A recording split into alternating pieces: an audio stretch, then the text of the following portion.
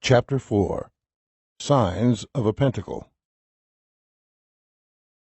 "You like it?" Dan asked, not taking his eyes off his elaborate piece of artwork. "Isn't it brilliant?" he asked excitedly. I didn't know what to say, hoping only that it was some weird coincidence. "Dan," I asked, "where did you find this symbol?" "I drank the Eucharist," he replied, still in awe of his creation. This was Dan's clever way of saying he'd eaten acid. Every spell our coven invoked used Christian symbolism to some degree. For Dan, the blood of Christ was LSD, and the body of Christ was mushrooms. He ingested both when he held communion. "It was a typical manifestation of the divine that all of a sudden got real strange," he explained. "I was lying on my couch and staring at my dog. He became a beast with 7 tongues and 10 ears. I thought he was going to eat me. When I came to, I was in a temple with this massive pentacle carved on the wall. The next moment, I realized that I was in my room painting it. Pretty cool, huh?"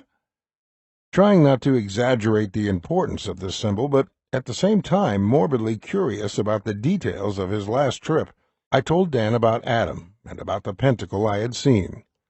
He was still tripping his sack off, and I could tell that he was having a hard time focusing on the details, but I could see we both understood what was happening.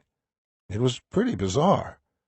I snapped out of my reverie long enough to ask him, "Did you hear back from your sister about who those guys were who were at Adam's house 2 days ago?"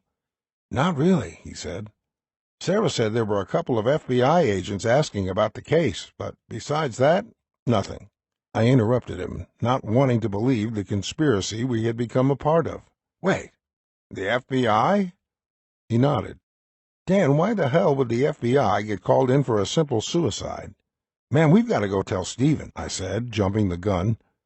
I was trying to reconcile this new information with the pentacle. "All right," Dan stated. "Let me just put on a shirt."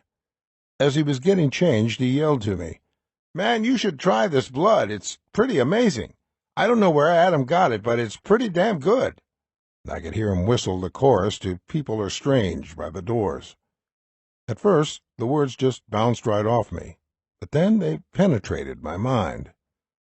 "Dan, you got the acid from Adam?" I asked. "Yeah," he said.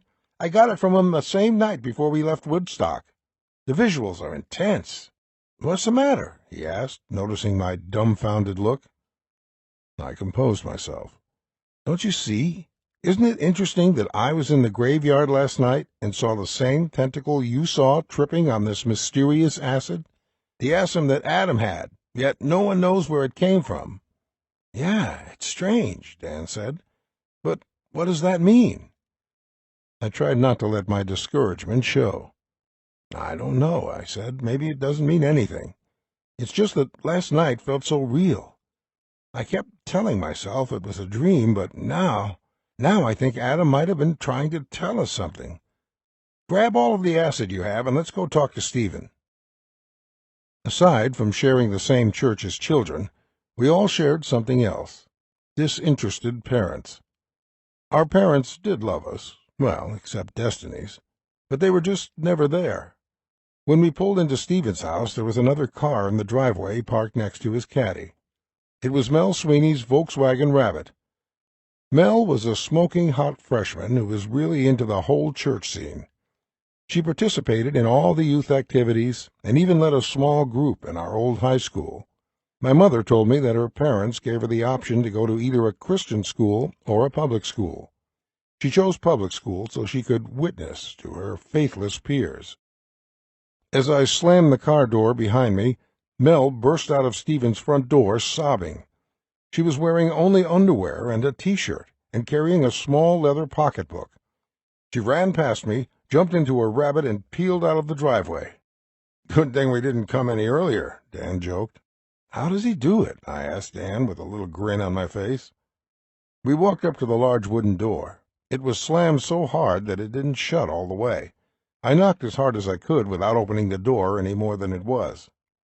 "Back for more?" a sarcastic voice replied from inside. Stephen came to the door in his red and black smoking jacket and with a bright green drink in his hand. He reminded me of a satanic Hugh Hefner. "I thought you were someone else. "Please, come in," he said, bowing gracefully. "Mel Sweeney?" I said, shaking my head in disbelief. "How'd you manage that one?" "A good magician never reveals his secrets," he said, with a slight German accent. "Would you gentlemen care for some absinthe? My father smuggled the whole crate home from Europe last week." Dan and I looked at each other, and we both managed a little smile. The answer was obvious. Stephen poured us each a glass of Amsterdam's finest. It was a rich green color and tasted a bit like mint schnapps. Over drinks we explained everything that had happened since the funeral, and I drew a sketch of the symbol. Once it became clear what I had drawn, Stephen's face went pale. "What's wrong?" I asked. "Wait a minute," he said, running to his room in a fit of exasperation. I followed him down the long corridor. Stephen's room seemed like a modern version of a medieval torture chamber. He had a large leather swing and various whips, chains connected to the wall, breath deprivation masks, and a weird suit hooked up to a battery that I was afraid to ask about. Stephen had dropped to his knees and was searching for something in his closet.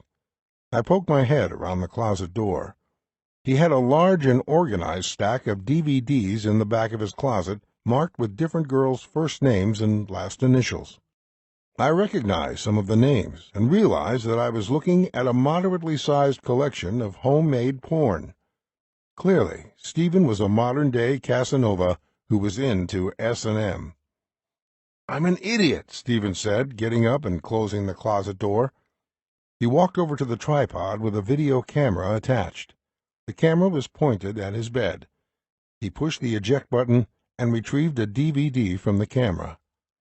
"Hot off the press," he said with a smile. I followed him back into the living room, where Dan was still staring at a rip-off Van Gogh hanging from the wall. Stephen turned on his father's big-screen TV and stuck the DVD in the player. Mel Sweeney soon appeared on the screen, much larger than life. She had a metal clamp attached to each nipple. The camera was filming from an eye-level camera angle. Stephen had Mel on her back and pinned against the bed as he pummeled her.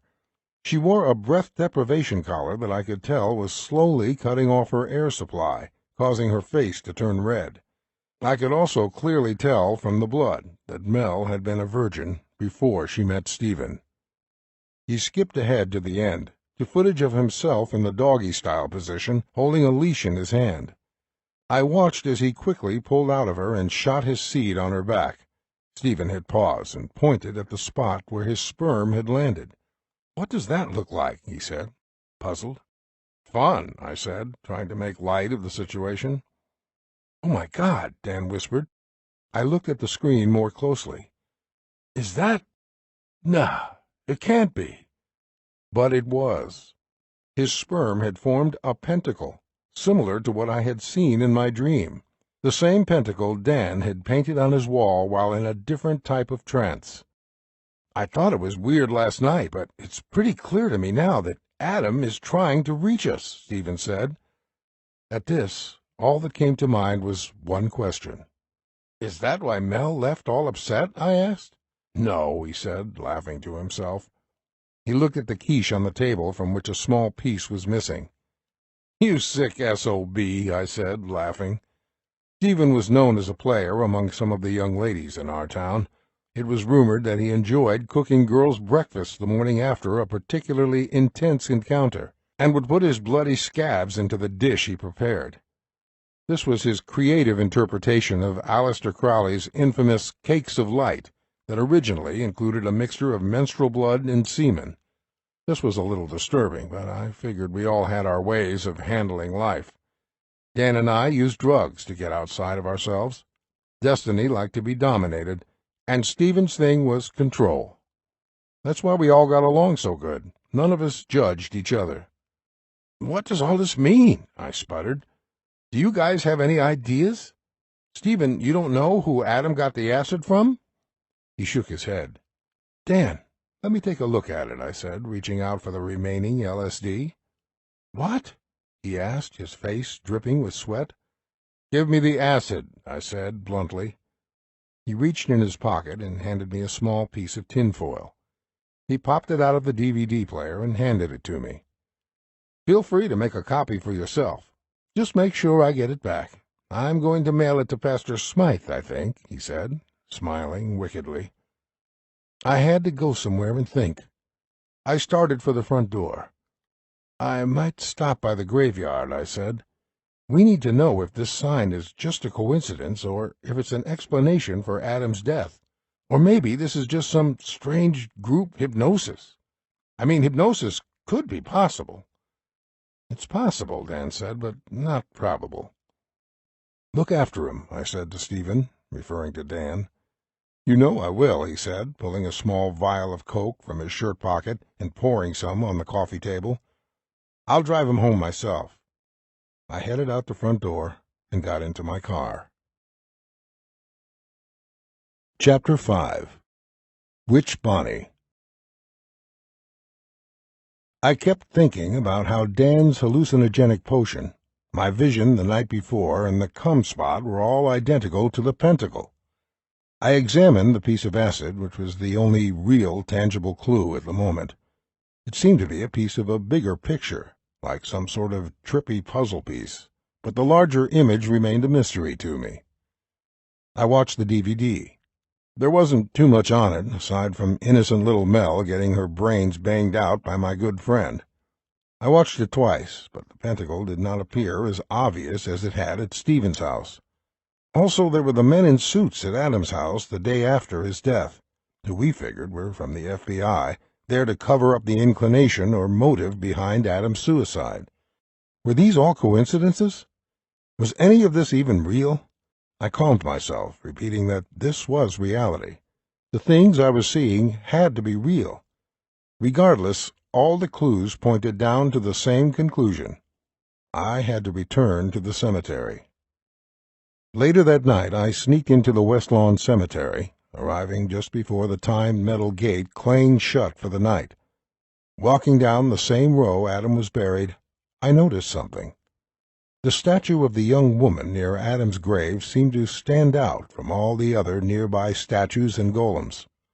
Despite being eroded by time, the statue was beautiful. As I looked closer, I noticed that her dress was especially low-cut, appearing to only be hanging on by her nipples. This was a peculiar image for such an old statue, but maybe it wasn't nearly as old as it looked. Looks can be deceiving. My mother had often told me as a child. The inscription on the front read only, "Bonnie." There were no dates or epitaph, just Bonnie. Several used condoms littered the ground around the statue, and I kicked them to one side. I set up my sleeping bag near Adam's plot. Had it really only been 3 days? I asked myself. It felt more like 3 years. I drew a pentagram in the brown dirt. This time I didn't look at Adam's picture, and I didn't take any more drugs, thinking it best to be sober that night. As I slowly drifted off to an uncomfortable sleep, I felt as if I was tossing and turning, but I could not tell if it was real or if I was dreaming. I soon fell into a deep sleep. There was a great battle, and I was a Roman general about to storm the mountaintop refuge of Masada outside of Jerusalem. We had just taken the fort, but all of the Jews inside were already dead. Jupiter have mercy. "Good evening, little poppet," I heard a voice say. My eyes opened to reveal a woman engulfed in flames. The skin on her face was dripping from her charred black skeleton. The fire was burning her, but it didn't consume her corpse. We were still in the graveyard, but it was clearly not the same graveyard, though it appeared to be. The hideous woman was dressed in a dirty white gown resembling a modern-day wedding dress. "They burned me," she said.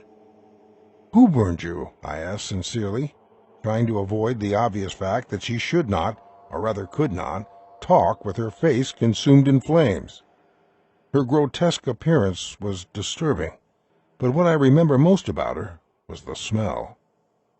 "The mill girls," she replied. "Those jealous little bitches." I remembered where I was and what was going on. "Have you seen my friend, Adam?" I asked, my voice cracking in desperation. Wrong dimension, she said in an annoyed monotone. Not letting my question disturb her speech, she continued, "They were jealous of me, you know. They were jealous because I looked after their children. They would throw them in the river, but I would save them." "How do I get in contact with Adam?" I asked, cutting her off. "Contact," she said. "He is no longer in control of his soul. It's best to let buried bones lie. His soul is with Shamash, the watcher of the world. He is most powerful, and has been since the beginning," she said, her lips curling into a snarl. "I didn't eat them, you know," she added. "Who?" I asked. "The children," she replied. "I didn't eat them." I looked at her, trying not to reveal my confusion. "I never said you did." "Funny thing about the dead, they always leave a sign for the living to see," she continued, ignoring me. "Most just don't know where to look." "Thanks," I said, not knowing if this dream had been brought on by a lack of heroin in my system. Whatever it was, I began to walk away from the burning woman. She followed me. "Sonny," she said, "you're outside of your circle." "Oh," I said, realizing I was no longer protected in the natural realm. I quickened my pace. She hovered about 2 steps behind me, so I broke into a run. At this, she appeared just ahead of me, and her burning eyes made direct contact with mine. She lunged forward at me. My heart skipped, and I froze in fear as she... "Jeff, come on, come on!" I awoke to Stephen shaking me. "We found out some news about Adam," he said, leading me to his car. I was still disoriented and could hardly argue with him, only remembering later that I had left my sleeping bag at the grave and my car outside the cemetery. As Stephen started the car, I felt like my head was splitting. The beeping from the door alarm felt like a knife stabbing into my brain. I fumbled to light a cigarette as I settled into the car and attempted to remember what had happened. "Tell him," Stephen told Dan. "Tell me what?" I eked out. "Turns out that the FBI are involved in this case," Dan said. "My sister called this morning and said something about a murder. Oh yeah, and get this, she mentioned something about Iblate script. Apparently, in mythology, an Iblate script is a heavenly language associated with a sun god named Shamash," I said nonchalantly. "How the hell did you know that?" Stephen asked. I told him about my encounter with the burning lady, explaining everything from the distinct smell of her burnt skin to the exact words that she had said. "That's messed up," Dan said. "Don't tell me you guys have never heard of Witch Bonnie." Stephen quickly piped up, saying, "I've heard that if you have sex at her grave, your chances of getting a girl pregnant are greater. But I don't remember the particulars of the legend, or have any idea where she's buried." "Bonnie," I said aloud to myself. "Not the same Bonnie who's buried in the grave next to Adam, right?" "I don't know for a fact," Dan continued, "but I do know that Bonnie was buried at a cemetery in Lowell." Me and Stephen both looked at Dan, confused. "Adam took me to a cemetery the time he came with me to meet his dealer, Bob, a few years ago. We had to wait for him to cut the acid into half sheets, so we killed some time by driving through a cemetery. You guys remember that white blotter I had about 2 years ago? How could we forget? Life was carefree back then." Dan continued thoughtfully. "Now that I think of it, Bob used to live down the street, so this must be the cemetery. Anyway, the story goes that back in the 1800s, a woman named Clara Bonnie was burned as a witch. She was apparently a very strict conservative church member, but her husband was found stabbed in the flume of a local mill. Rumor has it she went crazy after that and began patrolling the shores of the Merrimack, looking to kidnap traveling children. The locals claim that she would steal children from carriages and take off floating in the air. The residents got suspicious when they heard the screaming of crying babies coming from Bonnie's cottage and eventually formed a militia and confronted her late one night. The story goes that when they broke down her door, she was chomping on a baby's arm. They tied her up and lit her house on fire. It gets better," Dan went on. "Legend says that as she was burning to death, She swore revenge on the townspeople. The next day, they were going to scatter her ashes in the local river, but some local politician, possibly her uncle, arranged for her burial. It could have been her cousin, I don't remember. Anyhow, the legend says that when her dress falls below her nipples, she will take revenge on the children of Lowell. Adam showed me the spot where she lived, supposedly, but all that's left now is the foundation. I broke in. Well, we can research the symbol and analyze what we do know so far, or we could just accept that our friend is no longer with us and move on. Both Dan and Stephen turned to face me. I could tell that at this point, giving up was not an option. I'll go to the library today to try and figure out the significance of this pentacle, Stephen said. I'll go through some of the ancient Jewish writings, I said, but quickly added, after I get some sleep and some heroin in me. I'll look into Witch Bonnie, Dan said, and we can meet at the spot at 5 tonight. Then his eyes fixated on the road ahead. He's really dead, guys. We rode the rest of the way in silence. Chapter 6. Information from an Old Friend. I woke later that day from a deep nodding state with a restless spirit. Opening my books, I was quickly distracted by the odd sex laws followed by the early Jewish tribes. It was wrong for a man to lie with another man, but not for a woman to lie with a woman. I thought about being a man back then, about how great it would be to have 3 wives, and go at it with all 3 at the same time. Yeah, I wouldn't want to stop them from doing what came naturally in the heat of passion, either. As I browsed through one picture book on Hebrew history, my eyes were drawn to one particular image, a picture of a judgment seat excavated in Chorazin, outside of Jerusalem. My mind went back to one of Pastor Smythe's sermons. Woe unto you, Chorazin! Jesus had said these words in Matthew 11:21. I remembered, but barely, hearing this passage in one of Pastor Smythe's sermons. This particular seat had a familiar image carved into the back. It was a carving that resembled our pentacle, or at least I thought it did. I read the caption. Excavated in Chorazin, this basalt seat of Moses was discovered in the 1920s, and it has an Aramaic inscription remembering Yudin. Jesus references this position of authority. The teachers of the law and the Pharisees sit in Moses' seat, so you must obey them and do everything they tell you, but do not do what they do, for they do not practice what they preach. Matthew 23:2-3. Another has been found in Hamath Tiberias. I wasn't quite sure how this fit in with what we had already discovered, but I ripped the page from the book and put it in my pocket anyway. It was time to meet up with the guys. We would now determine which course of action, if any, to follow. For a moment I considered checking myself into Solomon's mental health hospital and leaving this mystery to solve itself, but I figured it would be best to see things through first. Later on, in the backyard behind Dan's house, I found both Dan and Stephen talking to one another in hushed tones. A fire was burning in the middle of the impressive stone garden. Dan's mother took pride in her garden, cultivating a wide range of flowers, fruits, and herbs. She used to yell at Dan because we would constantly raid her herb garden for some necessary elements for our rituals. Dan would laugh it off and blame it on the large number of chipmunks living in the area. I greeted both of my closest friends and took a seat on the bench by the fire. Judging by the burning of the logs and the formation of the wood pieces, it was clear that Stephen had just started the fire. Stephen and Dan tried to compose their collected thoughts and sputtered back and forth for a moment before Dan said loudly, "We have new information." "We're not sure what it means," Stephen continued, obviously excited to share the new information. "I researched the symbol," he said, pulling out a photocopy of a pentacle. "I saw Dan's art on the wall, and it's the same symbol," he said.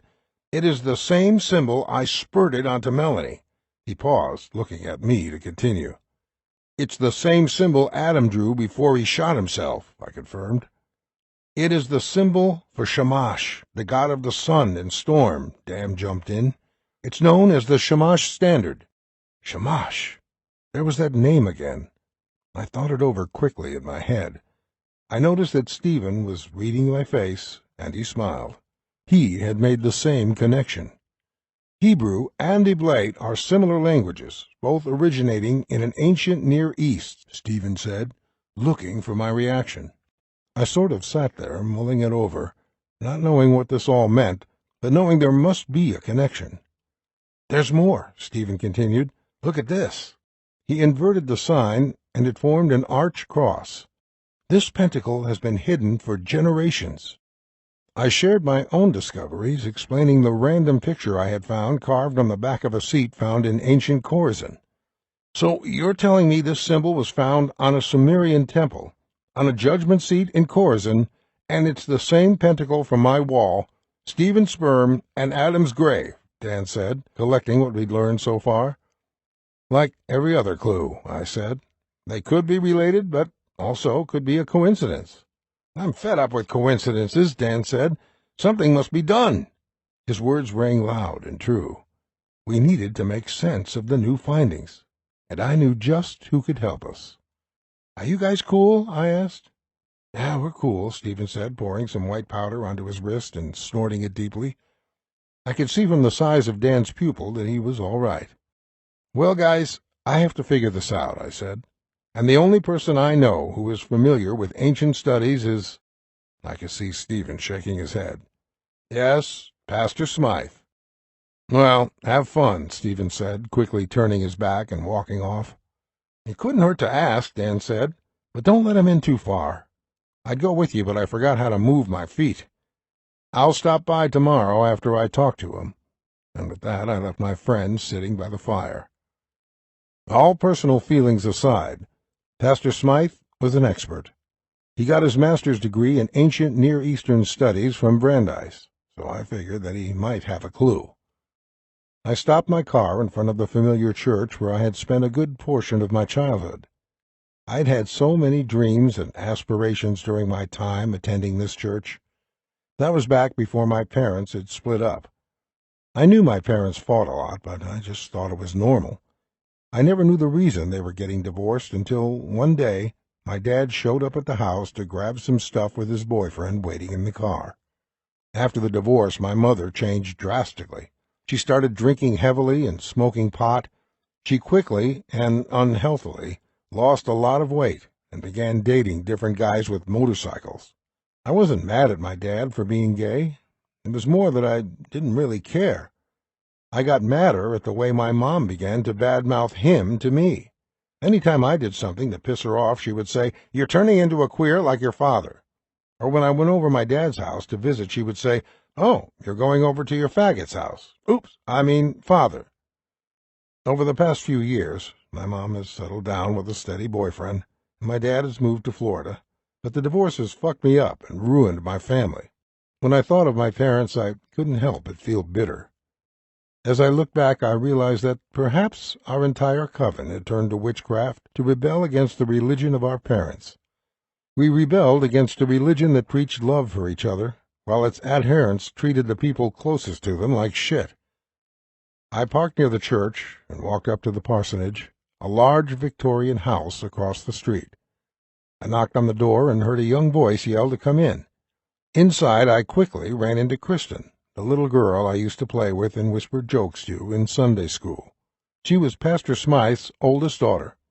My parents used to think that one day the two of us might get married.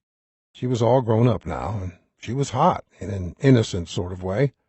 From what I'd heard, she was the only girl known to ignore Stephen's advances. "Daddy's in the study," she said, pointing down the hall. I walked down the creaking wood floor, feeling as though I were walking to my death. As I neared the end of the hallway, I could see Pastor Smythe through the partially open door. I let myself in. "Pastor Smythe," I said. He looked up from a large, dusty book. He was wearing reading glasses and was dressed in blue jeans and a sweatshirt reading York Beach, Maine. "Jeff, how are you doing?" he asked, sounding sincere. We made small talk for a few minutes and discussed Adam, but I didn't go into much detail. Can't let him in, I thought, recounting some of my feelings towards Adam. After nearly an hour of this, I started toward the door, but casually said, "By the way, Pastor Smythe, have you seen this symbol before?" I pulled out the sketch of the pentacle from the day before. He studied it closely. "Looks familiar," he said. I thought it may have something to do with Shamash, I offered quietly. His eyes lit up. Jeff, have you been studying ancient literature? He teased, before smiling and jumping up from his chair. He grabbed several grimy books off his bookshelf and began leafing through them until he found the same picture that Stephen had shown me earlier. Here it is, he said. This symbol was the seal of Shamash. It is also a symbol that many in ancient history used to depict the sun, or the god of the sun. What most people don't know, Jeff, is that this old god Shamash is the same as the Egyptian god Osiris. One of my professors would lecture on a little-known theory called the Osirian myth. This myth equated Nimrod the hunter from Genesis with the Sumerian deity Shamash, the Egyptian Osiris, and the Syrian god Tiamat. According to myth, all four of these gods were hacked to pieces and spread throughout the ancient world in some manner. They were then collected and reassembled by their sister/wives. Sister/wives, I asked. These women were thought to be powerful goddesses of sex and fertility, Pastor Smythe answered. I immediately thought of Witch Bonnie calling Shamash the Watcher of the World. All of a sudden, what Stephen had said about girls getting pregnant at her grave made more sense. So what you're saying is that these guys married their sisters? Yes, Jeff, Smythe responded, but you're missing the point here. They were cut up and sent to the corners of the world. My professor believed that this original story began with Nimrod and was eventually spread throughout the ancient world, and all of these other stories are interpolations based on the myth of Nimrod. Who killed Nimrod? I asked. Well, it's the followers of light that are charged with this deed. Nimrod is considered the father of polytheism. This legend explains that Shem, the son of Noah, murdered Nimrod and sent his body parts across the ancient world to show the people how much the true God hated polytheism. In Egyptian mythology, the cutter is Seth. Interesting, I said, mulling it all over. Pastor Smythe noted my interest and continued. This same myth is found over and over again in the various early cultures in the Near East. That's where my professor's hypothesis, the Osirian myth, comes in. My mind raced toward Adam's misadventure, the followers of light. Maybe that meant the officers at Adam's house. It certainly couldn't be a coincidence that the officers had acted so suspiciously, could it? Jeff? Pastor Smythe asked. Jeff, are you all right, son? I have to go, I said, grabbing my drawing from his desk. Is there anything more you want to discuss? Pastor Smythe said with a stern look. No thanks. Hey, I'll tell my mother you said hi, I said, and took off, ignoring his further attempts to get answers. As I was driving home, I remembered what Bonnie had said about Shamash, about how he controls the souls of dead men. I pulled into my driveway, put out my cigarette, and walked up to my front door. I had expected my mother's car to be in the driveway, but it was gone. She must be having a good time, I thought, as I opened the door and promptly crashed on the couch. Half asleep, my mind drifted back to 5th grade at Victory Christian School. Adam had found an adult comic book on the ground outside of his house and had snuck it into school, where we read it secretly during recess. Nick Curry kept trying to see why we were being so secretive, but we managed to get through the day without anyone else knowing about it. I don't remember the exact title, but it was all about the occult and demonology. We didn't understand some of the words, but we both knew that we had stumbled upon something bigger than anything we had known before. One of the characters in the comic book was a man named Inkhead, who tattooed himself and was able to summon the tattoo ink from his body to do his bidding. I remember how strongly that story had influenced Adam. From then on, Adam would draw strange pictures on his body, showing up to school several days later with his whole arm turned green. We found that he had gotten ink poisoning from drawing on himself. Despite his brief time in the hospital, it was that book that started our fascination with the occult. Some years later, after my parents got divorced and Adam's dad fell to his death, we started meeting in the woods and performing spells. As time went on, our spells began to cross the line from innocent fantasies to dark reality. The spells got darker and darker as our lives got more complex. I went to Dan's house the next day, where I found him sleeping off the previous day. "Bad day, sunshine," I joked. "It's an off day," he replied, meaning that he wouldn't drop acid that day because he had built a tolerance to LSD. I knew that acid only works if you double up every day that you take it. The problem is you can only do this for about 5 days in a row, at most, as otherwise it becomes too expensive. Dan's mother yelled up to him from downstairs, "I'm going out for the day with Walter. There's a 20 on the counter for lunch and dinner. Love you." I could hear her high heels clicking on the tile floor, followed by the sound of the back door shutting. "Where's Stephen?" I asked. "Raiding my porn stash," Dan said, nodding down the hall toward the guest bedroom. He rubbed his eyes. "So, what's up?" "Nothing. I found out more about Shamash." I saw his face change from sleepy to solemn as he recognized the name. I explained to him what Pastor Smythe had told me. Stephen walked in with a curious smile. Apparently he had found Dan's porn stash perfectly acceptable. He sat in and listened to me recount my conversation with Pastor Smythe. After they were both up to speed, I asked Dan where Adam had said that Witch Bonnie had lived. "At the end of Ames Street. That's all I know," he replied. "But that neighborhood's gang-ridden now." I jingled my keys. "Anyone want to come with me?" "I can't," Stephen said, frowning. "I have to pick Destiny up at her house in half an hour." He looked at me. "Just wait until I pick her up and we can all go together." I gave him a you-know-better look, but Dan stood up, ready to come with me. "Dan," Stephen said, his voice sounding betrayed, "if you want me to stop and get you some high-grade X, you need to come with me. You know Destiny's parents won't let me in the house." Dan looked like an injured puppy, but his desire for X beat out any curiosity he had about the witch. "All right, then," I said. "I'll check it out myself. But stick around. I'll be back as soon as I find anything." They both nodded. "We can meet you back here around 11 tonight," Stephen said. And with that, I was on another mission.